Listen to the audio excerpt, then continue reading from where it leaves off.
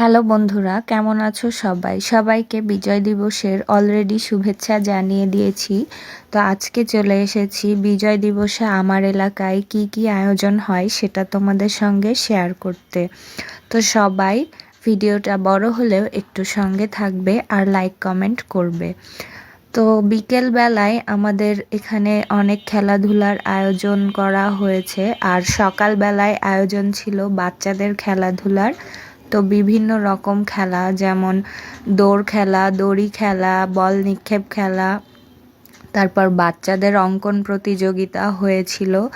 আর বিকেল বেলায় এখানে মহিলাদের চেয়ার খেলা, তারপর ছেলেদের মোরগ লড়াই, বিভিন্ন রকমের খেলা হয়েছিল।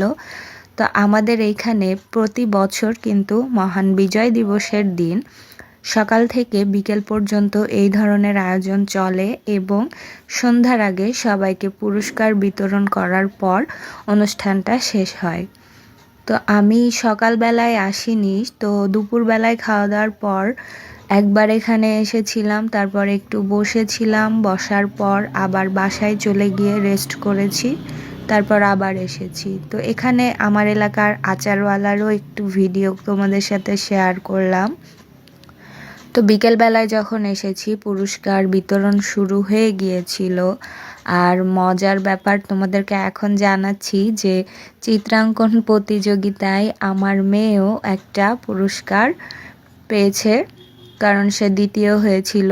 আর ওদের টপিক ছিল পতাকা অঙ্কন করা। তো পতাকা আমার মেয়ে অনেক সুন্দর করে আঁকিয়েছে, তাই আমার মেয়ে দ্বিতীয় হয়েছে।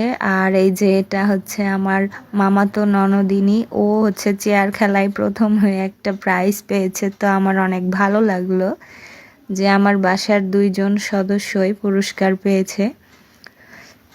তো এখানে বাকি অনেকজন পুরস্কার পেয়েছে, আর যারা পায়নি তাদের জন্য শুভকামনা রইল। তো এই যে আমার মেয়ে দেখো, হ্যান্ডশেক করতে যেয়ে সে ডান হাতে করে ফেলেছে ভুল করে। তারপর যাই হোক, এই যে পুরস্কার নিয়ে এখন আমরা বাসার দিকে চলে যাচ্ছি। তো সবাই কিন্তু ভালো থাকবে, আর আল্লাহ হাফেজ।